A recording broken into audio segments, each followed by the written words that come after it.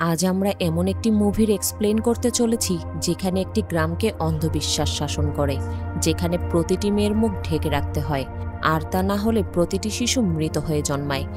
আর যদি কোনো মহিলার মুখ বাইরে দেখা যায়, তবে সেই মহিলার নিজের জীবন নিজেকেই নির্মমভাবে শেষ করতে হয়।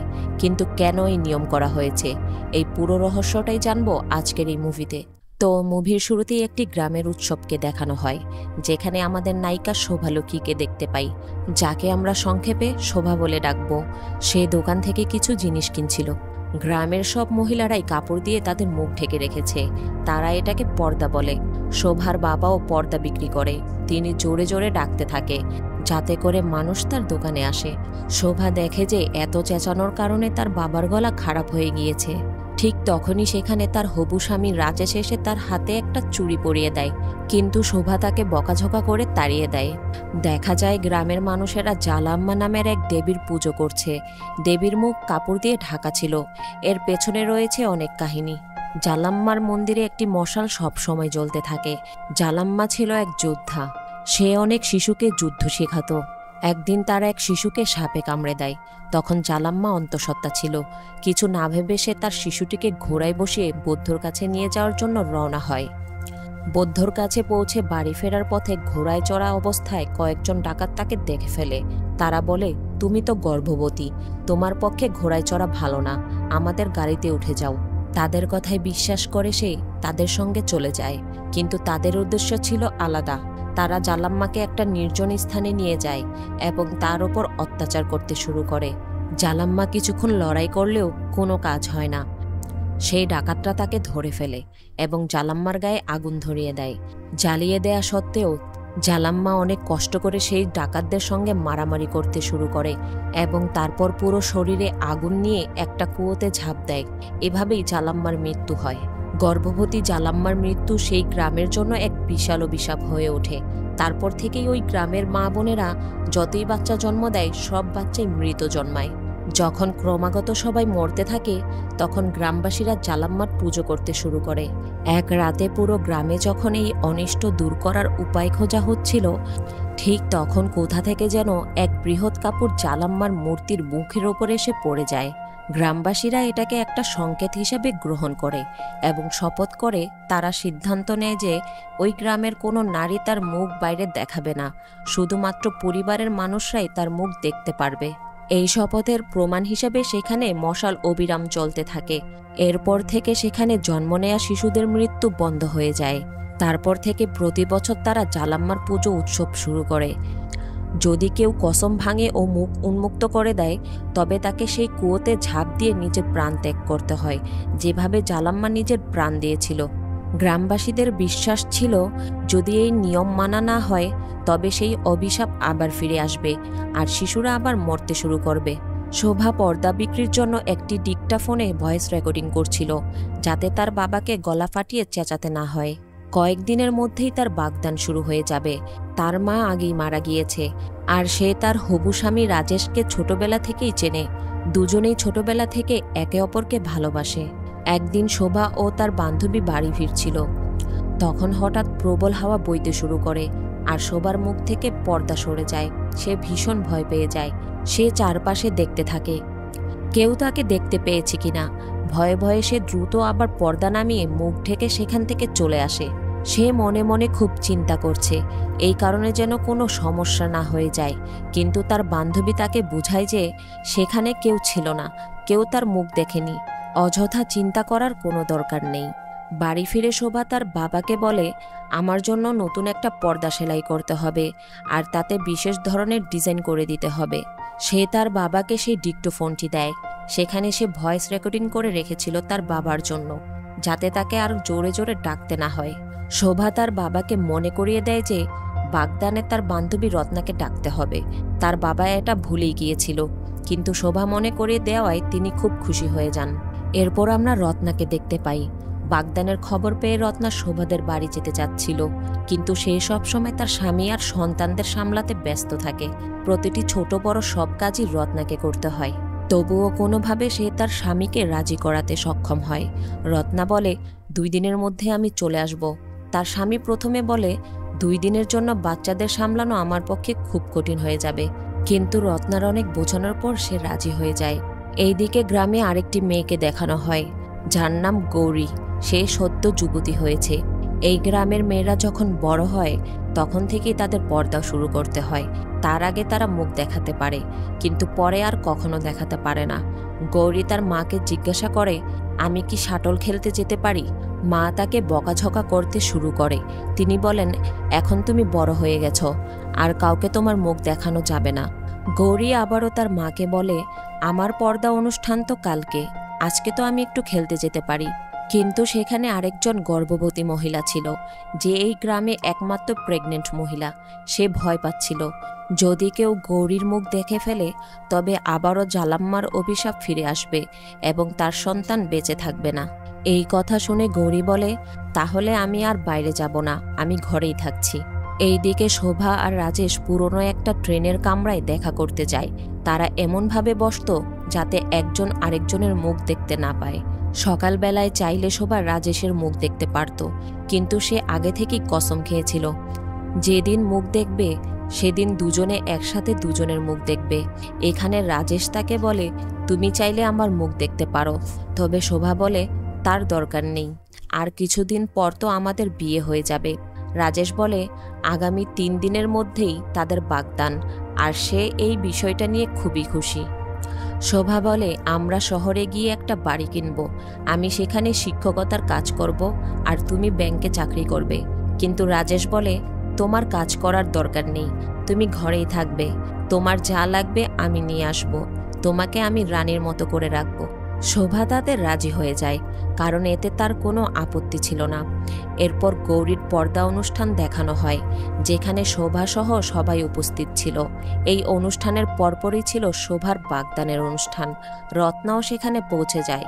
যেহেতু সে এই গ্রামের মেয়ে নয়, তাই তাকে পর্দা করতে হতো না।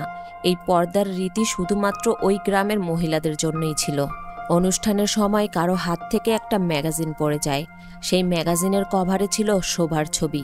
একটি ছোট ছেলে সেই ম্যাগাজিনটা তুলে বাগদানের জিনিসপত্রের ঝুড়িতে রাখে। একজন মহিলা না দেখেই সেই ঝুড়িটা রাজেশের পরিবারের হাতে তুলে দেয়। এরপর ম্যাগাজিনের কভার দেখে সবাই অবাক হয়ে যায়। তারা বলতে শুরু করে, আরে এ তো শোভা, গ্রামের মহিলাদের মুখ বাইরের পুরুষদের দেখা নিষেধ, আর এখন তো পুরো গ্রাম তার মুখ দেখে ফেলেছে। সেখানে তখন হইচই শুরু হয়ে যায়। সবাই শোভাকে জিজ্ঞাসা করতে থাকে, তুমি কার জন্য এই ছবি তুলেছিলে?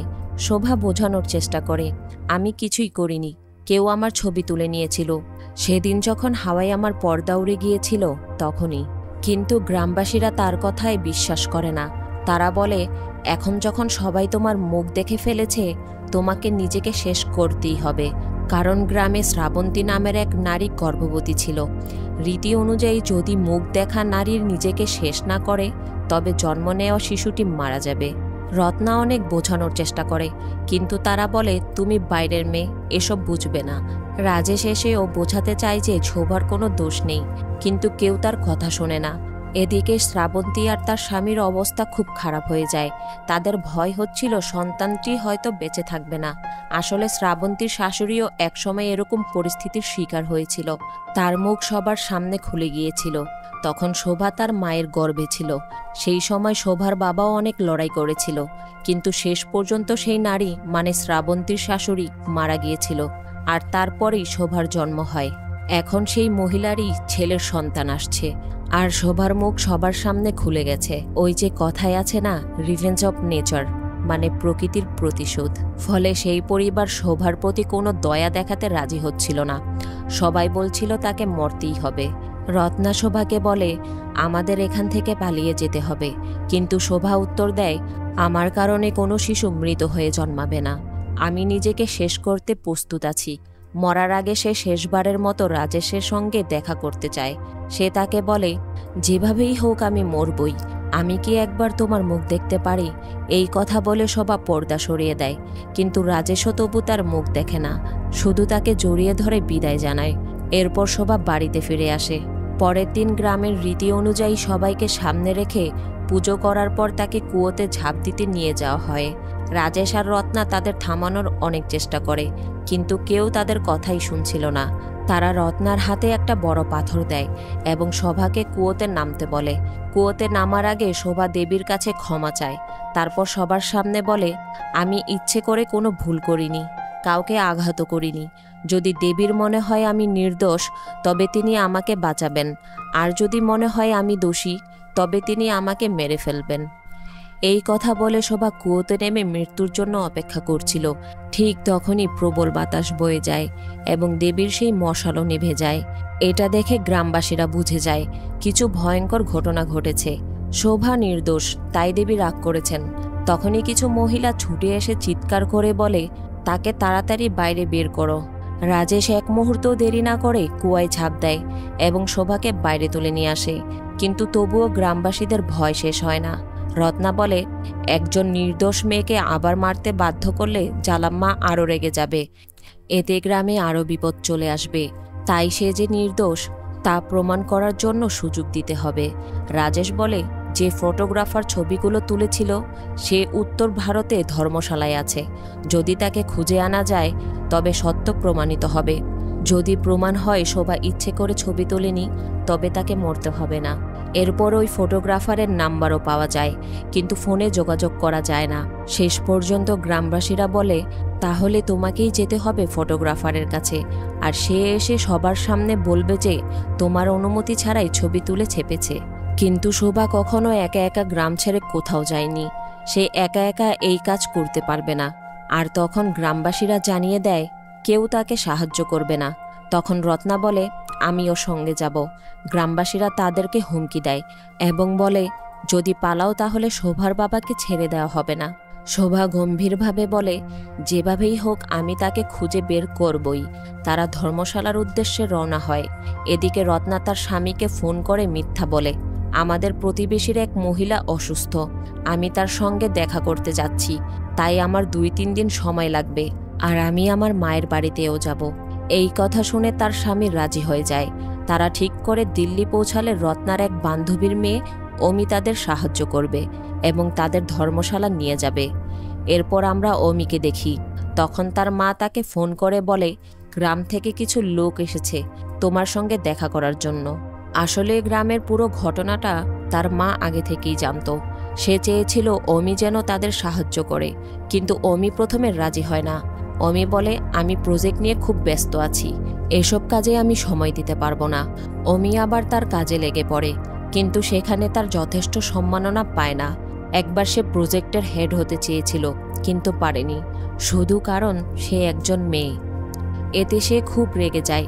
কিছুক্ষণ পর সে ভাবে, আমার একটু বিরতি দরকার। সে আবার তার মাকে ফোন করে এবং শোভা ও রত্নার কথা জানতে চায়। তখন সে সিদ্ধান্ত নেয় তাদেরকে ধর্মশালায় নিয়ে যাবে। অমি দুজনকেই স্টেশন থেকে রিসিভ করতে বেরিয়ে পড়ে। সে তখন সেখানে দাঁড়িয়ে গরম কাপড় কিনছিল, কিন্তু ভিড়ের মধ্যে শোভা হারিয়ে যায়। তাকে খুঁজতে খুঁজতে শোভা একটি বড় ম্যাগাজিনের সামনে এসে দাঁড়ায়। সেখানে তার নিজের ছবি বড় করে লাগানো ছিল। সেই দৃশ্য দেখে সে ভয়ে চিৎকার করতে থাকে। অনেক খোঁজাখুঁজির পর অবশেষে অমি আর রত্না তাকে খুঁজে পায়। শোভা তখন কাঁদতে কাঁদতে বলে, সবাই আমার ছবি দেখে ফেলেছে। অমি তখন নির্ভয় দিয়ে বলে, তুমি চিন্তা করো না, গ্রামবাসীরা কুসংস্কারে বিশ্বাস করে, কিন্তু এই দুনিয়া তেমন নয়। কারো চেহারা বাহিরে আসলে কিছুই হয় না। শোভা তখন বলে, যদি কোনো মহিলার চেহারা কেউ দেখে ফেলে তখন তাকে নিজেকে ধ্বংস করতে হয়, তাহলেই বাচ্চা জীবিত জন্মায়। অমি তখন বলে, যদি কোনো মহিলা আত্মহত্যা না করত তাহলে ওই কুসংস্কার দূর হয়ে যেত। এই কথা শোভার খারাপ লাগে। অমি জানায় তার বিয়েতে কোনো আগ্রহ নেই, সে সারা জীবন নিজের মতো করে বাঁচতে চায়। কিন্তু শোভা বলে, সৃষ্টিকর্তা মেয়েদের সন্তান জন্মদানের জন্য বিশেষভাবে শক্তিদান দিয়েছে। এই কথা শুনে অমি হেসে দেয়। এরপর তারা ধর্মশালায় গিয়ে হোটেলে একটি রুম ভাড়া করে। ওয়াশরুমে অমি তার পোশাক পরিবর্তন করে বাথটবে গোসল করছিল। এটা দেখে শোভার খুব খারাপ লাগে। সে সেখান থেকে চলে যেতে চায়, কিন্তু রত্না বলে, এখানে তাদেরকে সাহায্য করার জন্য অমির প্রয়োজন হবে। রাতে ঘুমানোর আগে অমি শোভার কাছে যায়। তখন শোভা তার দুঃখের কথা বলে।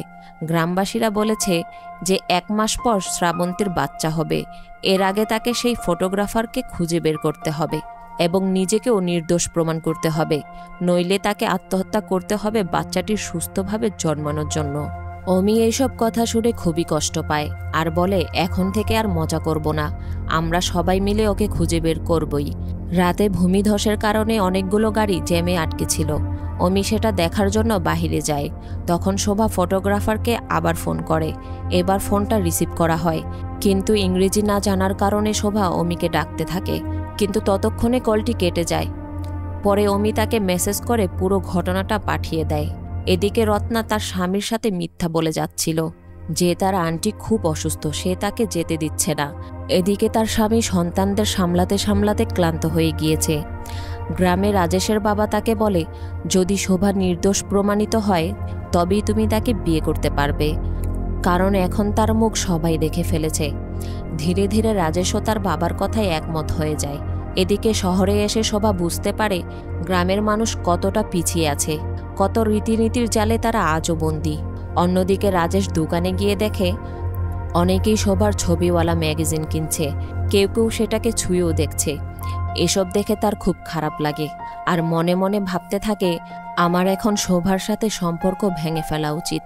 রাতে ক্যাম্পের পাশে এক বৃদ্ধ মানুষ বসে একটি গল্প বলছিল। সে বলল, একটা পাখি খাঁচা থেকে সাহস করে উড়ে যাচ্ছিল, কিন্তু তখন একটি বাজ পাখি এসে তাকে ধরে ফেলে। তবুও সেই পাখিটি উড়ার চেষ্টা থামায়নি। এটাই ছিল তার সবচেয়ে বড় জয়। কথাগুলো শুনে শোভা গভীরভাবে চিন্তা করে। সে ভাবে আমাদের গ্রামেও তো এটাই চলছে, কুসংস্কারের নামে মহিলাদের মুখ ঢেকে রাখা হচ্ছে, কিন্তু কেউ এর বিরুদ্ধে আওয়াজ তুলছে না। এদিকে রত্নার স্বামী তার অনুপস্থিতিতে বিপাকে পড়ে যায়, আর রত্না এই সুযোগে অনেক আনন্দের দিন কাটাচ্ছে। একদিন তারা একটি ব্রিজের ওপর দিয়ে যাচ্ছিল। তখন শোভার খুব ভয় লাগছিল, যদি তার পর্দাটা হাওয়ায় উড়ে যায়। সে নিচে তাকিয়ে আরও ভয় পেয়ে যায়। একটু দূরে গিয়ে নিজের ফোনে নেটওয়ার্ক খুঁজতে থাকে। হঠাৎ নেটওয়ার্ক আসে। তখন তার এক বন্ধু মেসেজ করে জানায় রাজেশ বিয়ে করে নিচ্ছে। এটা পড়ে শোভা একেবারে ভেঙে পড়ে। সঙ্গে সঙ্গে রাজেশকে ফোন করে, কিন্তু রাজেশ তখন বিয়ের আয়োজন নিয়ে ব্যস্ত ছিল। ফোনটা ধরে রাজেশের বাবা আর অনেক কটু কথা শুনিয়ে দেয় শোভাকে।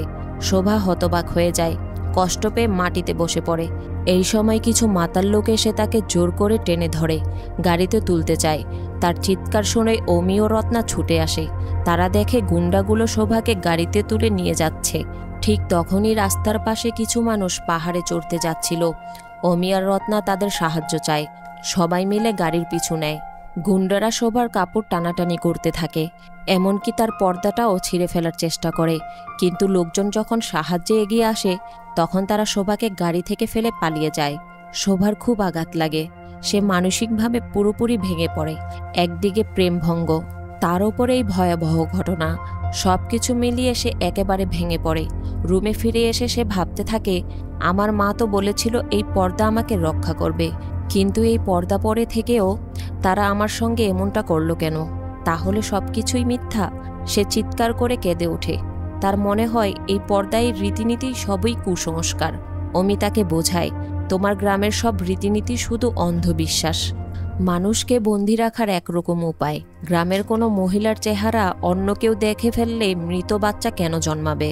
যদি কোনো মহিলা আত্মহত্যা না করত তাহলে এই ঝামেলা হতো না, কিন্তু কারোরই এই কুসংস্কার ভাঙার কোনো সাহস নেই। তাই ওই কুসংস্কারে তোমার বসবাস করা উচিত না।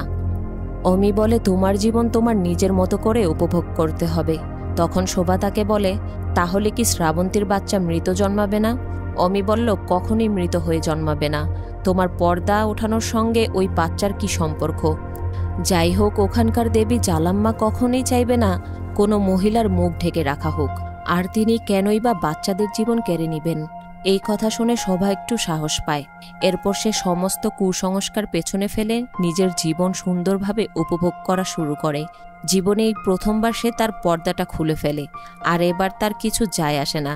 মানুষ তার চেহারা দেখে ফেললেও সে দেখতে পায় মানুষজন তার পোস্টার খুব মনোযোগ দিয়ে দেখছে এবং তার সঙ্গে সেলফি তুলছে। কেউই তার সঙ্গে কোনো খারাপ আচরণ করছে না। সে বুঝতে পারে যে ছবিটা সেখানে থাকা ভুল কিছু ছিল না। তখন অমি এসে বলে, ওই ফটোগ্রাফারকে আমরা খুঁজে পেয়েছি, এখন তারা তার কাছে যেতে পারবে।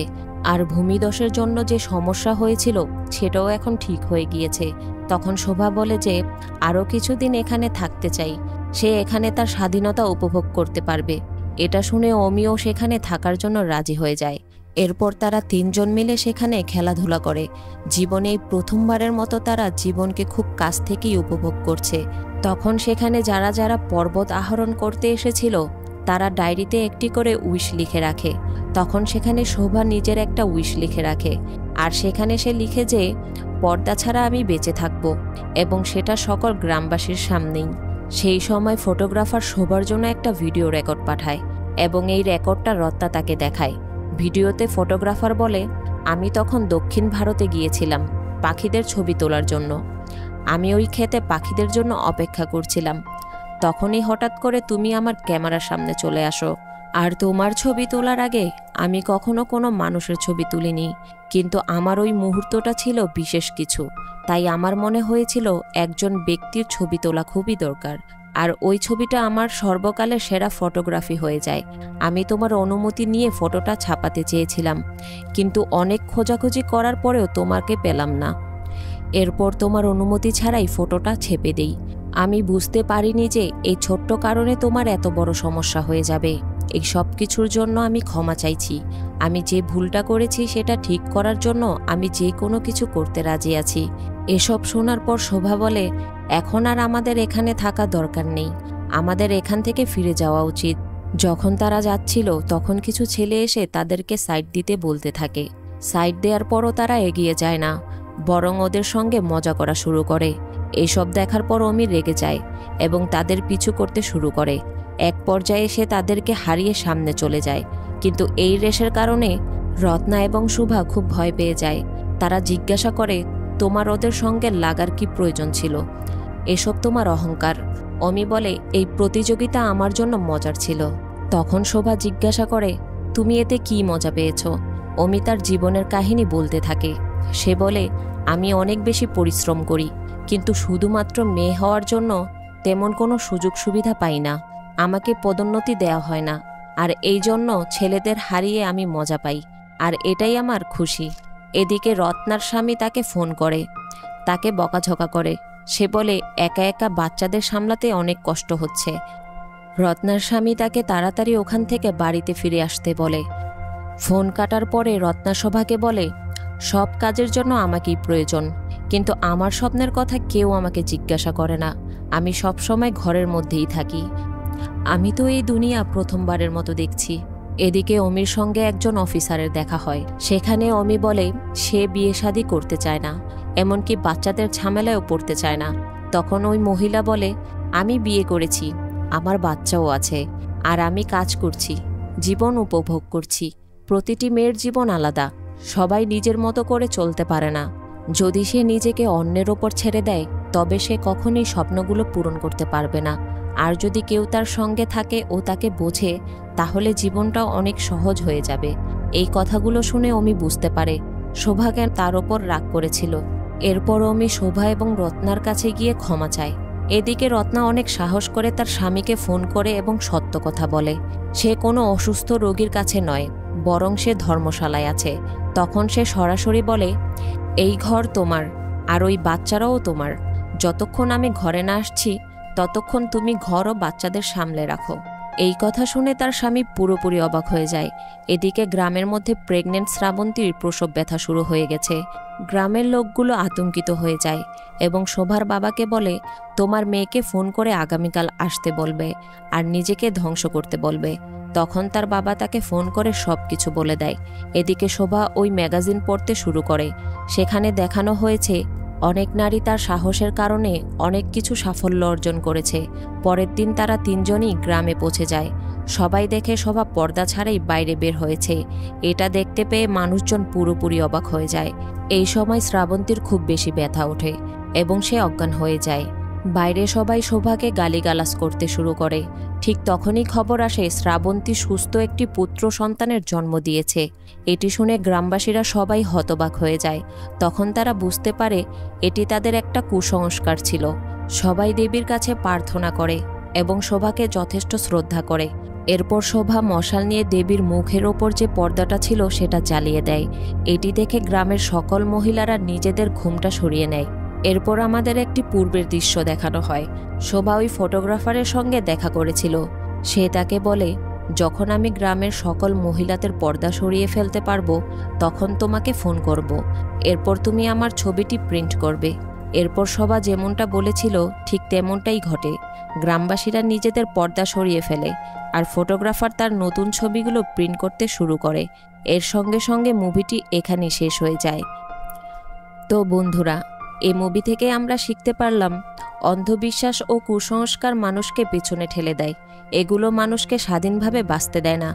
তাই নিজেদের বিশ্বাসকে যৌক্তিকভাবে ন্যায়সঙ্গত করতে হবে।